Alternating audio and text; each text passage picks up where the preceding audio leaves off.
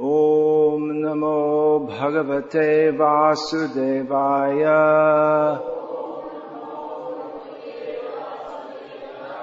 Om Namo Bhagavate Vasudevaya. Om Namo Bhagavate Vasudevaya.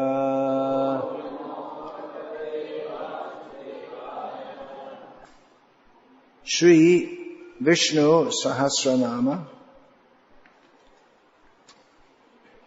name number 327 is Apramattah. This quality of being Apramattah also comes in the list of qualities of pure devotees. Therein it is generally understood to mean who is sane. Matta means crazy. Pramatta means more crazy. And apramatta means not crazy. However, this name in relation to Vishnu is not translated thus. Presumably because it's presumed that Bhagavan is sane. It's hardly a great quality to talk about someone. Well, what do you know about that person? He's sane. Of course, in this material world, everyone is insane. Nunang pramattah kurute vikarma yadindriya pritya apinotina sadhu manye yata atmano yang asannapi kleshada asadehaha. Rishabdev's conclusion is that in this material world, everyone is definitely insane. And he explains why. Because they perform sinful activities which causes them to be born again and suffer and again. So this is insanity. If I tell you, just put your hand on this button and a hammer will come and hit you on the head. Oh, really? And you touch the button and the hammer hits you on the head. That is called insanity. So in this material world, everyone is insane. Vishnu is not insane. Everyone is insane. But generally, if you say about someone, he's sane, you don't normally say, it's just presumed that everyone is what they call clinically, most people are clinically sane. There's a saying, at least in English, of course, I'm speaking in English. There's a term, clinically insane. Because it's quite common to refer to someone as insane or crazy. You don't really mean that they're crazy, you mean that you don't like what they do. But if you want to say that someone's actually crazy, then you say clinically insane. To distinguish between someone who acts in an eccentric manner or an improper manner or a manner that you don't like, for which reason you may call them insane. They're not really insane. But then if you want to say that someone is clinically insane, that means according to the diagnosis of psychiatrists, they are insane. Which doesn't actually mean that they're insane. But on the other hand, everyone in this world is insane, in the sense that everyone is spoiling their life. So Vishnu is sane. It's not a compliment to call someone sane.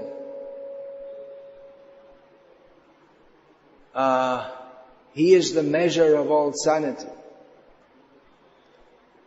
He is immeasurable, Apramattah, but He is the standard by which everything is considered proper. He is Dharma.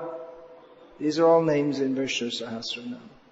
So Dharma is a word with multiple meanings and multiple shades of meaning. But the Dharma Mool, the root of all Dharma, is Vishnu. So what He considers right or what He does, that is Dharma. That's the ultimate definition of Dharma. Is that which is prescribed by Bhagavan. What is right and what is wrong.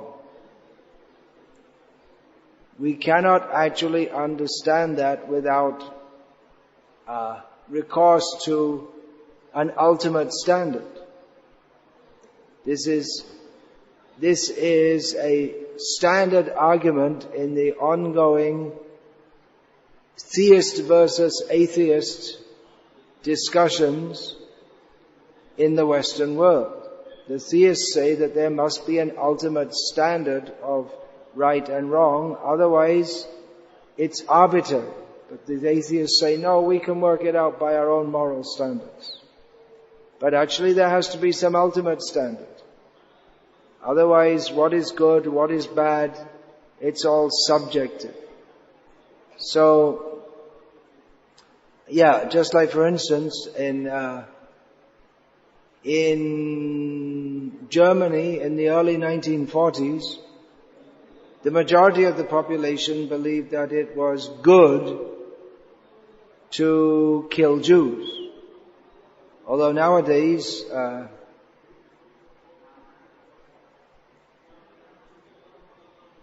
in Germany, it's not considered good to kill Jews, generally speaking. There may be a few exceptions. So, if it was good in 1943, or let's say 1944, why is it not good in 2014? Did the standard of goodness change? But we may say, well, we're right now, then they were wrong. But nowadays also, there are many people in the world who think that the only good Jew is a dead Jew. Especially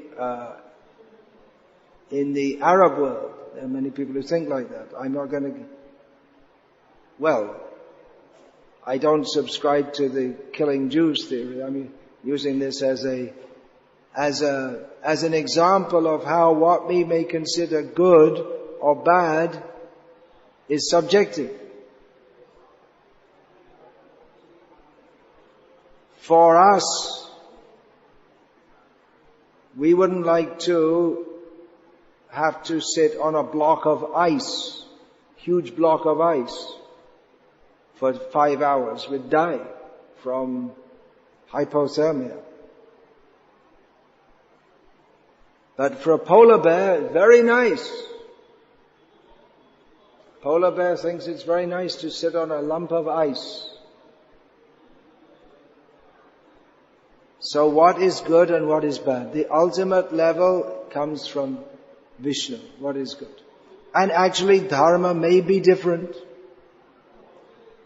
applied for different living beings. That's why the dharma of a polar bear is to sit on a lump of ice. It's not meant for human beings. At least there are some human beings who like to do that, but they can't do it for very long.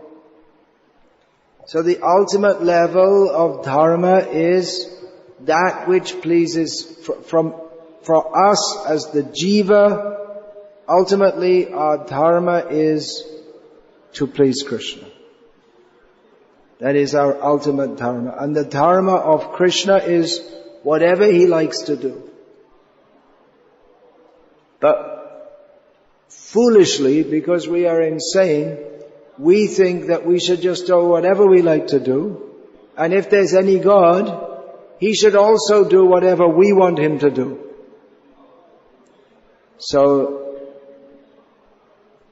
Apramattah, craziness, means to have a completely opposite perspective of that which is actual, factual, real, proper, just, good, etc.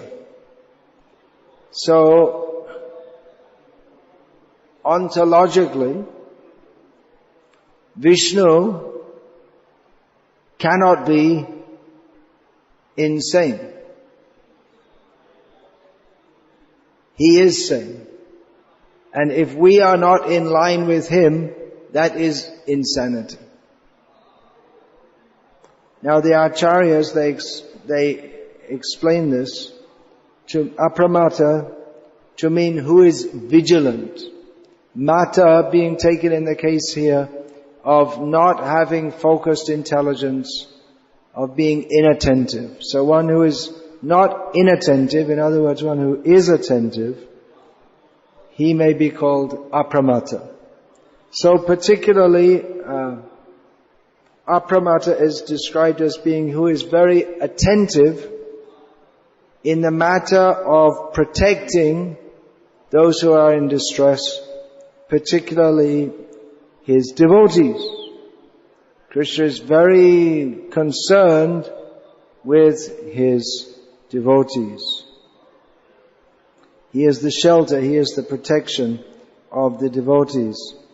That's the explanation given by Parashara Bhatta, the Sri Vaishnava commentator. Shankaracharya's commentary is that he is vigilant in avoiding the effects of karma. Everyone gets what they deserve. That is prescribed by Vishnu. So we may think, well, I'll do some sin and no one will see, but Krishna sees. We cannot escape Krishna's supervision.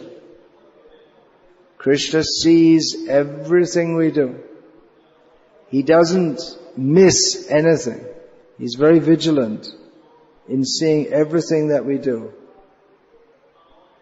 So, Apramattah, or the word pramattah is very similar to that of pramad, which means, one who is inattentive, or can mean also insane. It can mean one who makes errors in judgment. Vishnu does not do that. He doesn't overly punish or under-punish. He's vigilant in awarding the results of our pious and sinful activities, but his tendency is to be very merciful. He dispenses justice, but along with his justice, there is the element of mercy. Could someone please pick up this plastic bag, which doesn't add to the beauty of the scene? So Krishna is very vigilant. We can't escape being seen by Krishna. At the present time, many people in the Western world are very concerned that they're being spied on. Their emails are being spied on. And there are drones which were first deployed for killing people in Pakistan, which there are now drones which fly around and they just watch everything. And recently the police chief of Los Angeles revealed that the whole of Los Angeles is under drone surveillance. They didn't tell anyone, they just did it. So people are very afraid. They'll watch everything we do. We don't have any privacy. But Krishna's already seeing everything. We're never alone, which is good if you're a devotee, to know that I'm with, Krishna's with me, Krishna's watching me. But those who are non-devotees, they don't want to be watched. Just like Srila Prabhupada, he often gave the example that for the criminals, the police force is something very scary. But for the honest citizens, those who don't commit any crime, they don't have any problem with the police. They're happy. The police are protecting us from the criminals. So the devotees are very happy that Krishna sees everything that we do. Because the devotee has nothing to do but to please Krishna.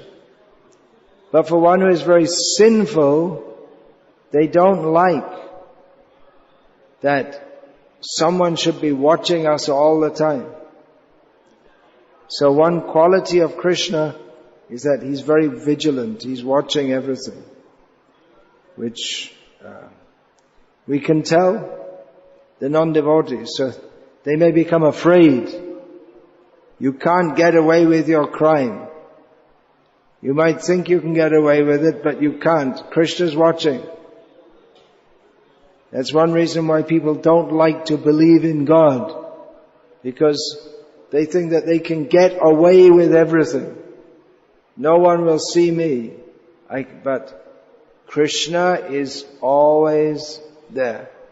He's watching everything. And then not only Krishna, but all the elements, earth, water, fire, air, ether, they're all the devatas, these elements are present everywhere. So the devatas overseeing these elements, they're also present everywhere. The sun, the moon, the personality of the sunrise and the sunset. So many personalities. The personality, Lord Brahma, Lord Shiva, the personalities of the 10 directions, they all see everything that we do. So we're not alone. We're being watched at every moment.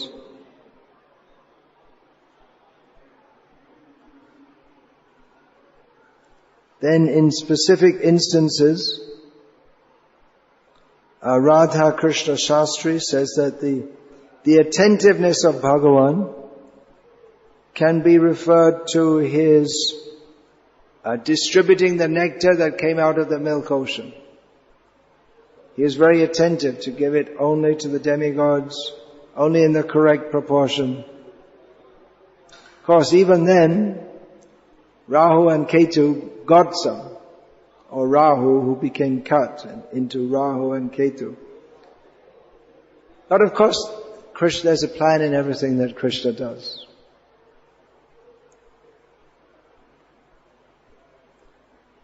So Krishna is sane, he's very vigilant. Maya is also very vigilant, she's there 24 hours a day. But if we take shelter of Krishna, he's also there 24 hours a day to help us. If we take shelter of Krishna, Krishna will surely help us to get free from Maya. Then name 328 is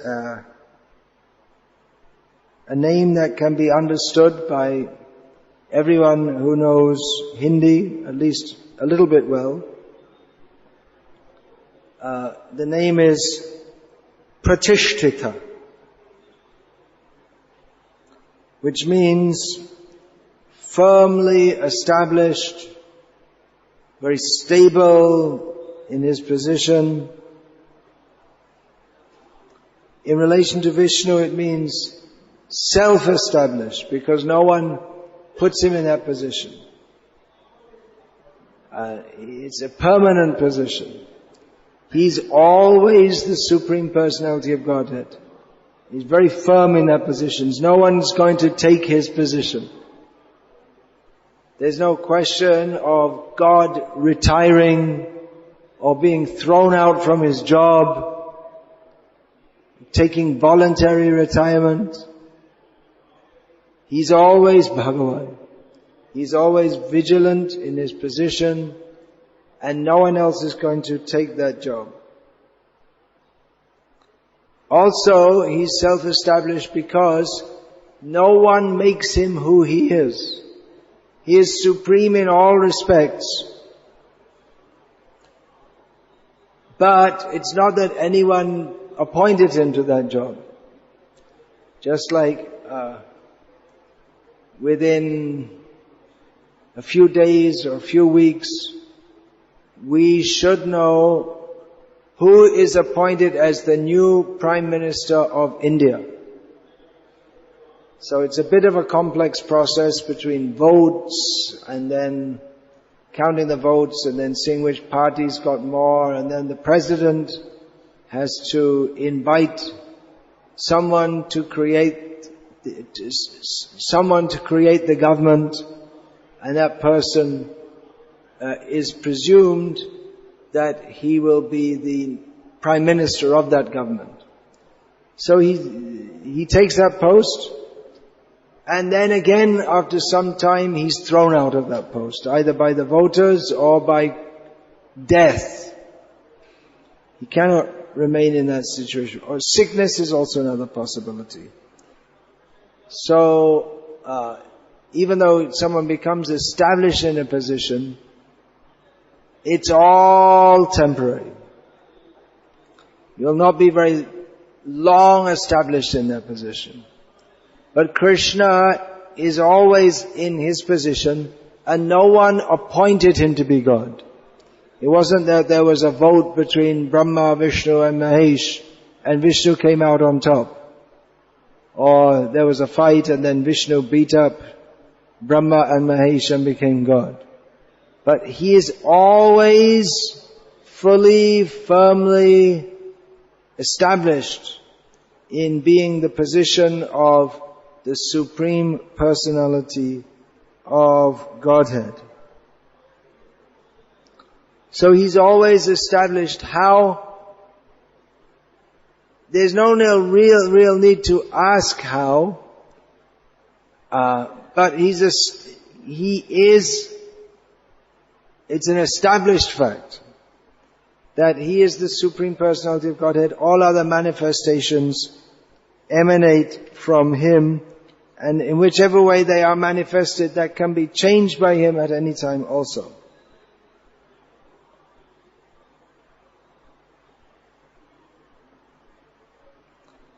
He stays the same. He can change if he wants, but he stays the same throughout time. Krishna appeared in this world as the son of Nanda Maharaj. He always appears as the son of Nanda Maharaj. So he doesn't change the script. It's fully established, which is something we don't have in this world. We talk about stability, we desire stability. For instance, someone may want to get a government job because it's considered a very stable job with many holidays, opportunities to make money on the side, but it won't last. Nothing in this world will last. Even the position of Lord Brahma does not last.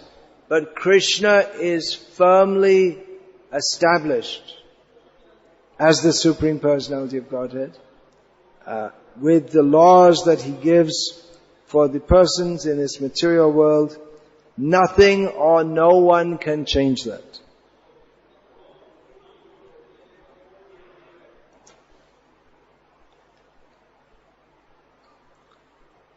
So, you may ask, well, when you say he's a person, he's firmly established, so what and where is he established? So the answer is, in his own greatness. He's firmly established in his own greatness, his own reputation. There's no denying this, and there's no taking away from the greatness of Krishna. It's not that he was great 5,000 years ago and now he's gone and just forget about him. But Krishna is eternally living, and for him to be eternally living means to be eternally decorated by all good qualities, all good tendencies. Everything is good about Krishna.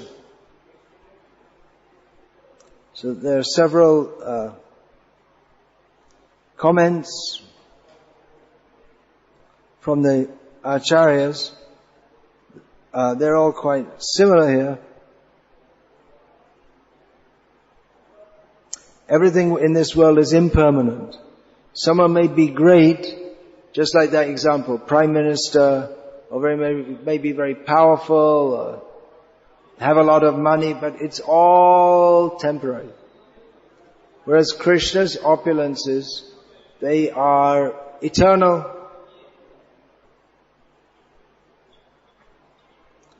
So Krishna's fame is undying and eternal. That's the meaning of fully established.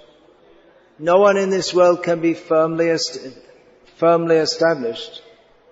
For a start, they have to die. So this human life is very, very, very, very, very short. So instead of misusing the human life for any other kind of pursuit, we should, in human life, search out that kind of happiness that will fully satisfy us. Not just now, but eternally. And that kind of happiness definitely does not come from wearing fashionable clothes, going to parties, watching cinema, and so on. These just mentioned activities, they actually make us more miserable. So therefore we may ask, well, why do these sadhus, why do they come to Haridwar, Rishikesh, and just, they don't do anything. They only just sit on the ground mostly, and they don't contribute anything to society. Why are they like that? Because they've understood that to try to establish any situation in this material world, to bang your stick into the ground and wave a flag from it and unilaterally declare your independence. All endeavors in this material world are temporary, and therefore they are useless. Or if you say, no, it's a very good thing that we're helping the people, but one can only help them superficially and temporarily. For instance, a hungry man is hungry, feed his belly, let him fill his belly, and after a few hours he shall be hungry again. But Krishna's glories, they never diminish, they're always increasing, and those qualities from our perspective define Krishna. We worship Krishna, He is the source of all love, and our heart's desire then is ultimately to love Krishna. We cannot be ultimately satisfied with anything else. But we should know that all these qualities of Krishna by which we are attracted, they're eternal. If we allow ourselves to be attracted by anyone or anything else than Krishna, we'll find that our love has to change. We will be disappointed. We will go here and there trying to place our love, but Krishna is firmly established in His position. We can be confident that by worshipping Krishna, the same Krishna who we worship here, we will meet there. And we'll find it's the same Krishna. He hasn't changed. He's fixed in His love for His devotees.